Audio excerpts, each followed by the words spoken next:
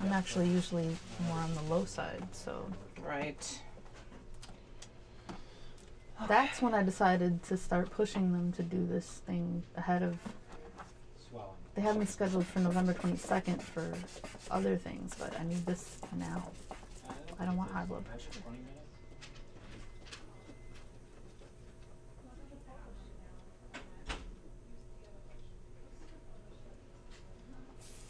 $160 over $106.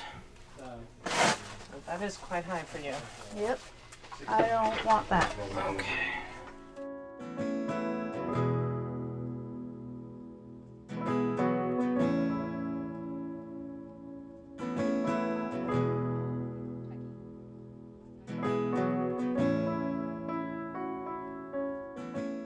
Well, Becca presented with locally advanced rectal cancer that already spread to lymph nodes when I first met her. Because of her age, it wasn't really felt to be significant until ultimately she finally sought attention that proved that she had the disease. The history of her father having had colon cancer in his 30s should have tipped somebody off to the fact that she was at risk.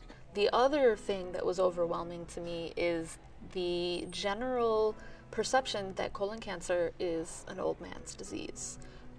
My father had it, so of course in my eyes it was definitely a man thing.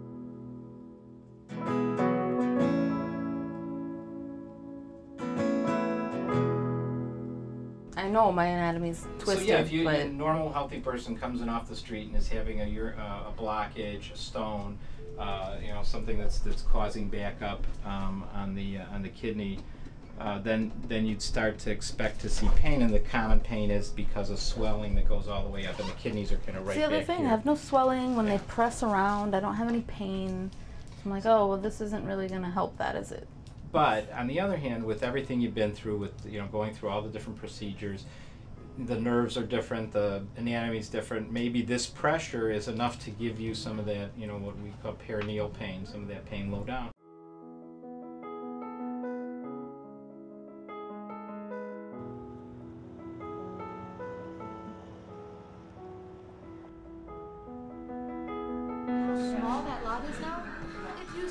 The thing that freaks me out, remember that bar that was like yay high? Right. I would say this high. We would grab hold of the bar and we'd like go all the way around the bar.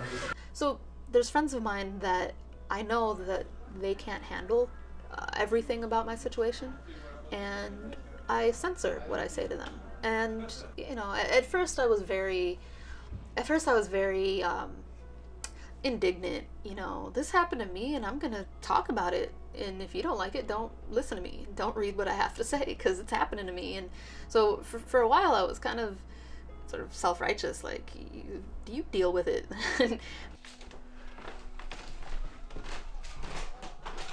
Hey. Not trying to finish a little bit of this and watch TV a little bit. It's one of those days. What is it? Oh, it's Community. Yeah. I mean, I don't even care what it is. Mindless TV, because bad day. It's one of those days. It's just one of those days where everybody annoys you. Feel you on that one. So I just have to sort of decompress, come to my quiet room. There are times that she's in pain and she's just so sad and so depressed that she just wants to be alone, and I feel really bad.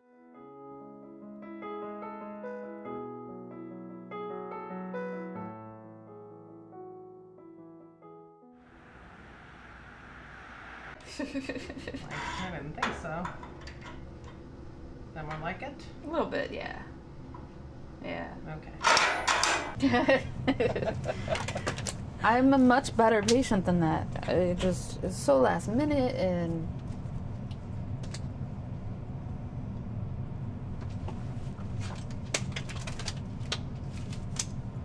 You are pure, decently hydrated. awesome. Well, I'll take that. We'll See, it's though. mostly milk. It's just one little shot. So it has to be peripheral to check coagulation? Yes.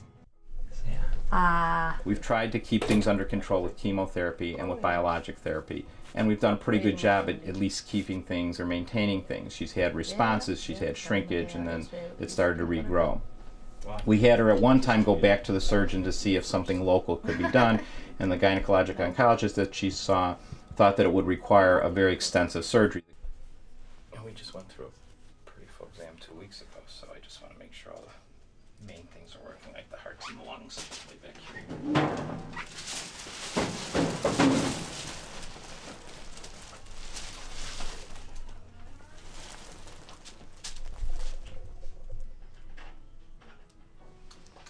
No problem with the stoma. Nope, not at all. Deep breath. Blow it out. Does it hurt when I poke in around here? No, tickles actually. Tickles good. Yeah. Loosen it for me. No slowing down. Nope. Multicolored ankles, but otherwise sure. I have something fun to look at when, I take off everything but my top. The socks stay on, so Does this hurt right in here? no, it tickles. That's not where the pain was though. No. It It's very internal. yeah, that's when I checked you before. Okay. All right. We're still hoping that means that if it's localized, something surgical could still be done and would still at least give her a chance at cure. So that is where we're at right now. She's being evaluated for that. The surgeon is going to go in and see if she can have this pelvic exoneration, which basically means removing all of the pelvic organs, and at that time, hopefully render her disease free.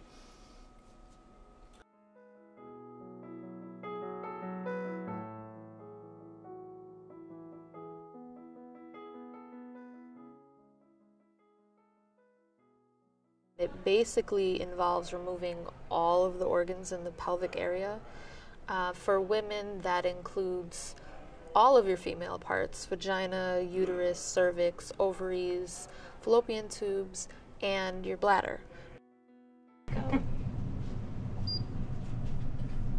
our busy day. 97.7. Everything I'm doing at this point would be to extend things or delay recurrences, delay her ultimate death from the cancer. Her only real chance for real long-term survival would be if they can successfully do this surgery.